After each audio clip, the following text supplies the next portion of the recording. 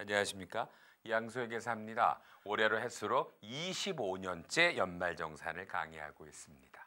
참 오래됐는데 25년간 연말정산을 강의한 노하우를 7시간 동안 온라인 강의로 전문으로 찍은 겁니다. 사람을 모아놓고 찍은 강의가 아니라 온라인 전용 강의라 말이 7시간이지 오프라인용으로 10시간 이상의 분량을 가장 핵심적인 내용으로 7시간으로 담았습니다. 여러분에게 간단하지만 이런 것들이 중요한데 혹시 알고 계셨나요? 이런 얘기를 한번 몇 가지만 설명해 드리고자 합니다. 자, 올해 어마어마한 세법 개정이 있었습니다. 여러분이 반드시 알아야 될 내용 중에 하나가 주택자금 공제입니다. 여러분이 제일 대표적인 게 여러분이 전세자금을 얻어서 임차차입금의 원리금 상환액의 40%를 300만 원까지 소득공제해주는 제도가 어떤 제도가 올해 나오냐면요. 역사적인 것 같아요. 세대원도 가능하답니다. 세대원도. 그러니까 세대원이어서 공제가 안 되셨던 분들이 되는데 이건 올해 1월 1일부터 임차를 차입하신 게 아니라 여러분 작년도까지도 임차 차입금이 있었는데 세대원이셔서 공제 못 받은 분이 올해부터 구제가 됩니다. 이런 게 기가 막힌 거예요. 개정이 된 얘기는 누구라도 알죠. 이게 과연 올해부터냐 옛날에 못 받은 사람을 구제했냐. 저는 구제라는 표현을 써요. 이건 구제입니다. 올해부터 세대원들도 옛날에 계약한 것도 올해부는 되고요. 그 다음에 여기서 가장 중요한 것이 뭐냐면 이제까지 얘가 안 됐던 이유 중에 하나가 여러분요. 자 봐요. 전세가 2년 만기거든요. 2년 만기인데 2년 후에 집주인이 올려달라 그러면 임차 차입금을 추가로 차입하실 수도 있고요. 그 다음에요. 그냥 상환이 되면 이걸 임차 차입금을 연장을 하실 수도 있고요. 연장도 하실 수 있고요. 또는 은행을 바꿔 타는 것도 돼요. 은행을 국민은행에서 신한은행으로 바꿔 타셔도 되고요. 이사하시는 수도 있어요. 귀찮으니까. 그런데 이것들이 옛날에는 원 입주일로부터 석 달이라는 잔소조문 때문에 추가도 안 되고 연장도 안 되고 바꿔 타는 것도 안 되고 이사도 다 안 되는데 역사적이죠. 이걸 올해부터 전액 다 구제됩니다. 올해부터 다 됩니다. 이런 내용들 다만 이건 작년에 안 되지만 올해 2월 21일분부터 됩니다. 이런 얘기들이 올해 너무나 민감하게 여러분들을 개정하실 거고요. 그 다음에 장기주택저당차입금 이자 상한 공제가 이건 정말 더 많은 개정이 있었어요. 이거는요. 여러분들이 국민주택 규모 이하의 기준시가 3억 이하의 차입금을 됐었는데 역사적으로요. 국민주택 규모를 없애버리니까 지방에 있는 많은 넓은 집을 산 사람이 되고요. 4억으로 확대되니까 정말 거의 다 해당이 되네. 이건 구제가 안 돼요. 올해 1월 1일 이후부터만 된다. 이런 것들, 이런 부칙에 대한 얘기들을 집요하게 제가 설명해 드렸고요. 장기주택저당차입금도 연도 중에 집을 이사하고 하는 것들이 올해부터 허용되는 게 생겼죠. 그것도 한번 검토해 주시고요. 그 다음에가 이게 가장 큰 내용. 소득공제가 세액공제로 바뀝니다. 가장 대표적으로 옛날에 6세 이하 자녀영역비 공제, 출산공제, 다자녀공제가 자녀세액공제로 한 사람당 15세부터 20으로 바뀌었고요. 연금 400만 원까지 연금 계좌 소득공제가 12% 연금 계좌 세액공제로 바뀌었고요. 그 다음에 가장 대표적인 보험료, 의료비, 교육비, 기부금이 가장 핵심적인 공제가 보험료 세액공제, 의료비 세액공제, 그 다음에 교육비 세액공제, 기부금 세액공제로 바뀌면서 기가 막힌 건 이 중에 가장 메인들이 그죠? 의료비, 교육비, 기부금이 15% 세액공제. 이 말은 작년에는 그 해당되는 금액은 똑같지만 소득공제면 15% 정도 분하고 사장님들처럼 세율이 높은 분들은 똑같은 소득공제라도 어떻게 돼요? 많은 세금이 경감되는데 이걸 이제부터 세율과 상관없이 똑같은 15% 세액공제로 바꾸니까 급여가 많으신 분은 올해 수백에서 수천씩 올라갑니다. 납부세액이. 더구나 이게 세율의 인상은 아니지만 구간이 작년에는 3억 원 넘어가는 게 38%인데 올해부터는 1억 5천부터 38이기 때문에 요 1억 5천 구간이 3%가 올라가는 거예요. 이런 것들 때문에 여러분이 반드시 알아야 될 건 뭐예요? 올해는요, 무지하게 급여가 많은 임원들이 내년 2월 연말정산하면서 추가 납부세액이 수백에서 수천씩 들 거예요. 근데 문제는 이걸 여러분도 모르고 지금도 사장님도 모르죠. 여러분이 이 강의를 듣고 숙제가 있어요. 2013년 소득공제를 가지고 개정된 내용으로 세액공제로 바꿔서 산출세액을 계산해 보세요. 결정세액을 계산해 보세요. 근데 기납부세액, 간이세액표가 바뀌지 않았어요. 바뀌지 않았어요. 바뀌었는데 금액이 얼마 안 늘었다는 뜻이에요. 이걸 보면 2013년 거로 가면 많은 사람들이 2월에 세금이 늘어나는 거를 여러분은 보시게 될 거예요.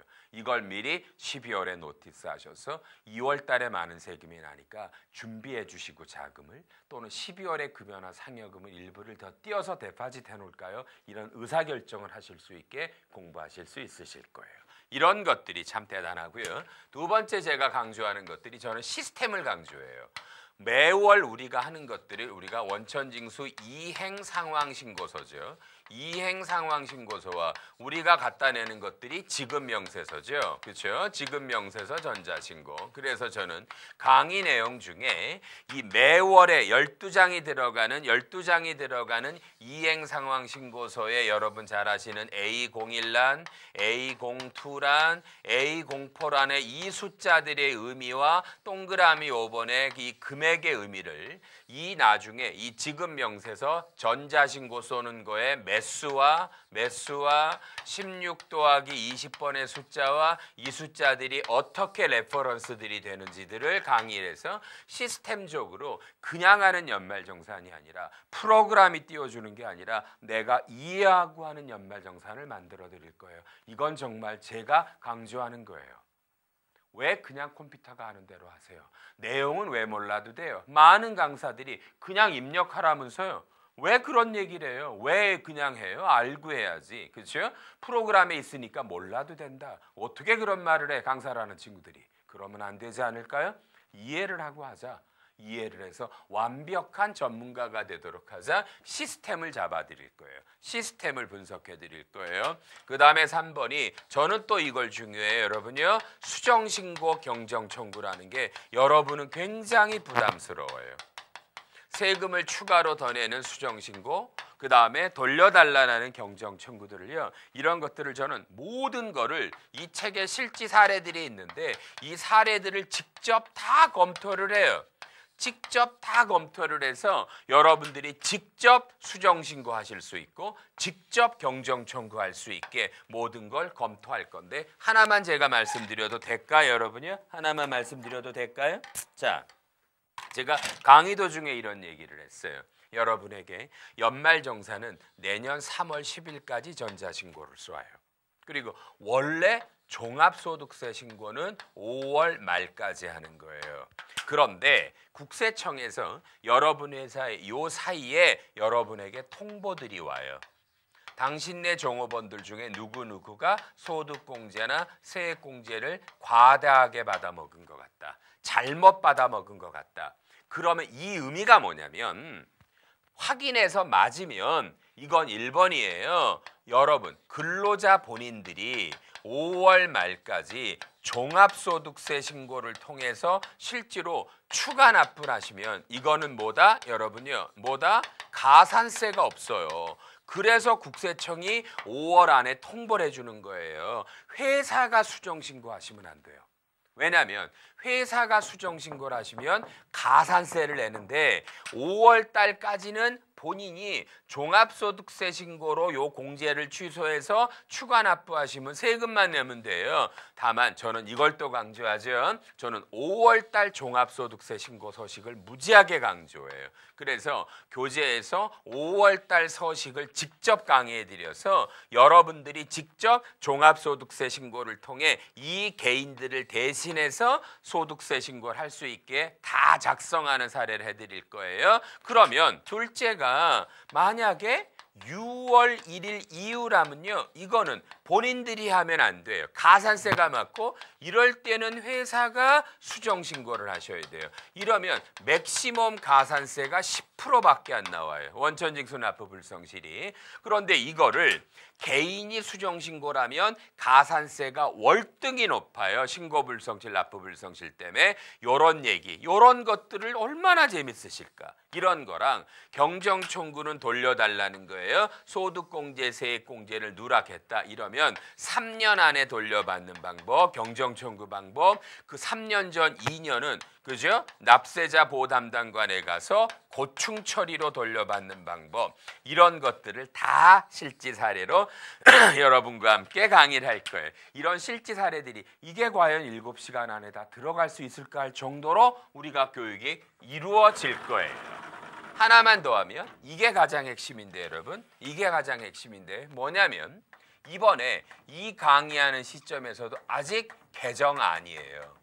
아직 국회가 통과되지 않았는데 여기에 기가 막힌 게 있어요. 1번이 신용카드에서 추가 사용분.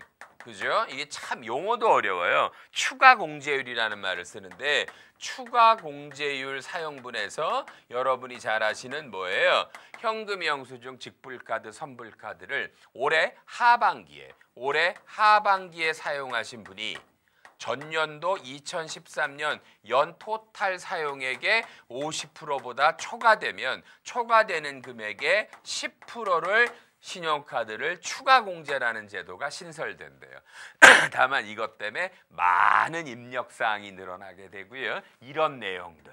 또 하나 기가 막히죠. 월세가 세액공제로 바뀐대요. 월세가 소득공제가 세액공제로 바뀌는데 이게 기가 막힌 건 월세를 올해 내신 금액과 750만 원 중에 그쵸? 요것 중에 적은 돈에서 뭐 10%예요. 그러니까 월세 공제가 맥시멈 75만 원까지 돼요. 이런 것들이. 그리고 또 하나 월세도 이제부터 세대원도 가능하시고요. 더구나 확정일자 폐지돼요. 확정일자 안 받아도 월세 공제가 되시고요. 가장 중요한 거요. 원래는 총급여액이 5천만 원 이하만 월세 소득 공제인데 총급여액이 7천만 원 이하로 바뀐대요. 이걸 올해 1월 1일부터 다 소급해서 세액공제로 바꾸겠대요. 100% 통과될 거라고 그러네요. 100% 통과될 거라고 그러네요. 그리고 여러분이 가장 어려워하시는 기부금 2월 공제. 특히 기부금은요. 지정기부금이 2월되는 게 있는데 지정기부금이 2월되고 올해 당해년도 지출된 게 있으면 2월된 거를 먼저 쓴 걸로 봐서 2월된 거는 올해 소득공제로 가고 올해 나간 거가 그 다음에 세액공제로 가요. 이런 전년도랑 프로그램이 바뀌어요. 원래 기부금은 올해 한도가 있으면 올해 나간 걸 먼저 메꾸고 그 다음에 2월 된 거를 메꾸는데 올해만 2월 된 게 있으면 이거를 먼저 쓴 걸로 봐서 한도 내에서 소득공제로 돌려주고요. 올해 나머지를 지출된 걸 세액공제로 가서 요게 부족하면 세액공제로 2월 돼요. 이런 얘기들을 모든 걸 다 배우시고요. 그리고 이 강의 후에 이 법들이 개정이 되면 바로 우리 프로그램 뒤에다 붙여갖고 우리가 강의했던 이런 내용들이 원한대로 전부 다 통과됐습니다. 다시 한번 서머리도 해드릴 거고요. 이런 식으로 제가 7시간을 정말 열심히 했습니다. 여러분 한번 그냥 선입관 갖지 마시고요. 아유 저 사람 오래 했다는데 늙었다라는데 젊은 애들이 낫겠지 이러지 마시고요. 같이 한번 처음부터 제대로 체계적이고 서식으로 논리적으로 접근해 보시면 어떨까 하는 마음으로 이 안내하는 동영상을 준비했습니다. 기회 되시면 저랑 한번 이런 사이버 강의를 공부하시고요. 진짜 전문가가 되실 수 있는 기회가 되셨으면 좋겠습니다. 여러분 항상 건강하시고요. 저랑 뭐 안마드려도 이것도 인연이니까 2014 연말정산 마무리 잘 하시고 좋은 일만 가득하시기를 기원합니다. 안녕히 계십시오. 이양수였습니다.